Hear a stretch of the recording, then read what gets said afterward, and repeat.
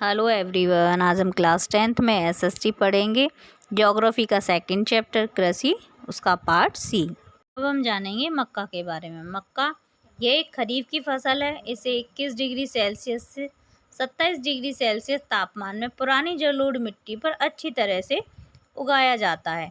बिहार जैसे कुछ राज्यों में रबी की ऋतु में भी इसे उगाया जाता है। कर्नाटक, बिहार, आंध्र प्रदेश तथा मध्य प्रदेश इसके मुख्य उत्पादक राज्य हैं।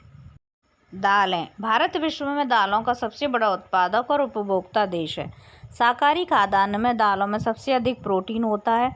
तुअर, उड़द, मसूर, मटर तथा चना भारत की मुख्य दलहनी फसलें हैं। दालों को कम पानी की आवश्यकता होती है, तो तुअर को छोड़कर बाकी सभी दालों की जड़ों में नाइट्रोजन फिक्सिंग बैक्टीरिया होते हैं, जो वायु से नाइट्रोजन लेकर मिट्टी की उर्वरता बनाए रखते हैं। मध्य प्रदेश, उत्तर प्रदेश, राजस्थान, महाराष्ट्र और कर्नाटक दाल के मुख्य उत्पादक राज्य हैं। गन्ना एक उष्ण एवं उपोष्ण कटिबंधीय फसल है। ये 21 डिग्री सेल्सियस से 27 डिग्री सेल्सियस और 75 सेंटीमीटर से 100 सेंटीमीटर वार्षिक वर्षा वाली उष्ण एवं आर्द्र जलवायु में बोई जाती है। ब्राज़ील के बाद भारत विश्व में गन्ने का दूसरा सबसे बड़ा उत्पादक देश है। उत्तर प्रदेश, महाराष्ट्र, कर्नाटक, तमिलनाडु, आंध्र प्रदेश, बिहार, पंजाब और हरियाणा राज्य जो है गन्ना के मुख्य उत्पादक राज्य हैं। तिलहन। भारत विश्व का सबसे बड़ा तेल उत्पादक देश है।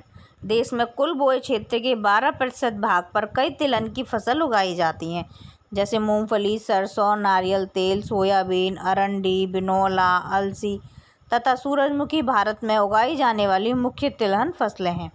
मूंगफली खरीफ की फसल है। आंध्र प्रदेश मूंगफली का सबसे बड़ा उत्पादक है। इसके बाद तमिलनाडु, कर्नाटक, गुजरात तथा महाराष्ट्र मुख्य उत्पादक राज्य हैं। अलसी और सरसों रबी की फसल है। उत्तरी भारत की खरीफ की फसल है तथा दक्षिण भारत में यह रबी की फसल है। पेय फसल। चाय। यह एक महत्वपूर्ण पेय फसल है। चाय का पौधा उष्ण एवं उपोष्ण कटिबंधीय जलवायु, ह्यूमस और जीवाश्म युक्त गहरी मिट्टी तथा सुगम जल निकासी वाली ढलवा क्षेत्रों में उगाया जाता है। चाय के मुख्य उत्पादक क्षेत्र असम, पश्चिमी बंगाल में दार्जिलिंग और जलपाईगुड़ी जिले की पहाड़ियाँ, तमिलनाडु तथा केरल हैं। इसके अतिरिक्त हिमाचल प्रदेश, उत्तरांचल, मेघालय, आंध्र प्रदेश तथा त्रिपुरा में भी चाय उगाई जाती है। भारत विश्व का अग्रणी उत्पादक देश है। कॉफ़ी। विश्व की लगभग 4% कॉफ़ी भारत में उगाई जाती है। हमारे देश में अरेबिका किस्म की कॉफ़ी पैदा की जाती है, जिसे आरंभ में यमन से लाया गया था। इस कृषि की शुरुआत बाबा बूदन पहाड़ियों से हुई थी। आज इसकी खेती नीलगिरी की पहाड़ियों के आसपास कर्नाटक, केरल तथा तमिलनाडु में की जाती है।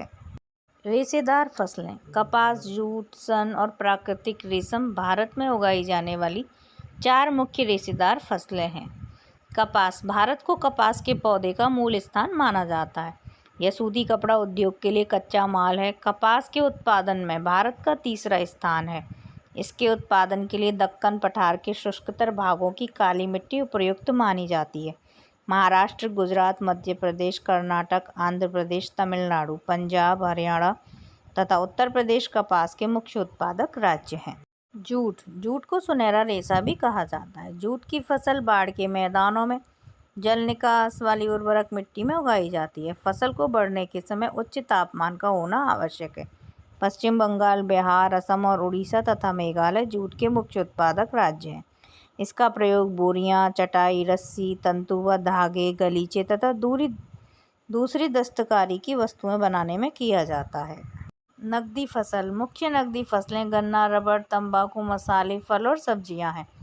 रबड़ भूमध्य रेखीय क्षेत्र की फसल है, लेकिन विशेष परिस्थितियों में उष्ण तथा उपोष्ण क्षेत्र में उगाई जाती है। इसे 200 सेंटीमीटर से अधिक वर्षा और 25 डिग्री सेल्सियस से अधिक तापमान वाली नम तथा जलवायु की आवश्यकता होती है। रबड़ उद्योगों के लिए महत्वपूर्ण कच्चा माल है। इसे मुख्य रूप से केरल, तमिलनाडु, कर्नाटक, अंडमान निकोबार तथा मेघालय में गारो पहाड़ियों में उगाया जाता है। प्राकृतिक रबड़ उत्पादन में भारत को विश्व में 5वां स्थान प्राप्त है। बागवानी पौधों, फल, फूल, सब्जी आदि को उगाने की कला है एवं विज्ञान है। भारत विश्व में फल और सब्जियों का सबसे बड़ा उत्पादक देश है।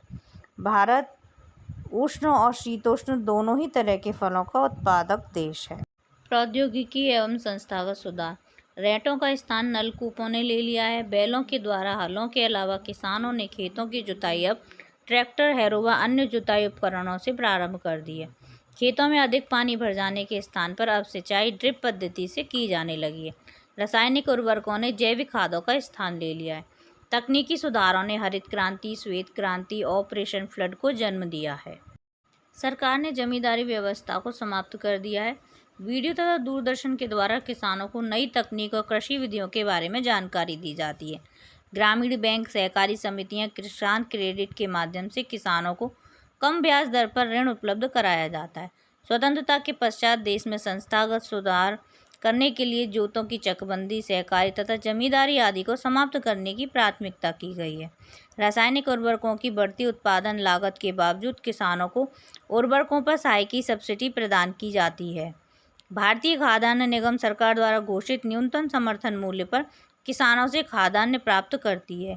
ऊंचा न्यूनतम समर्थन मूल्य निवेशकों में सहायक की और एफसीआई द्वारा शर्तियाँ खरीद ने शस्य प्रारूप को बिगाड़ दिया है। वैश्वीकरण के तहत भारतीय किसानों को कई नई चुनौतियों का सामना करना पड़ रहा है। भारतीय किसानों को शस्य आवर्तन करना चाहिए और खाद्यान्नों के स्थान पर कीमती फसलें उगानी चाहिए। इसमें आमदनी अधिक होगी तथा इसके साथ ही पर्यावरण निम्नीकरण में कमी आएगी। चैप्टर से रिलेटेड कोई भी डाउट या कोई भी क्वेरी हो तो आप कमेंट बॉक्स में जाकर पूछ सकते हैं। Thank you for watching this video.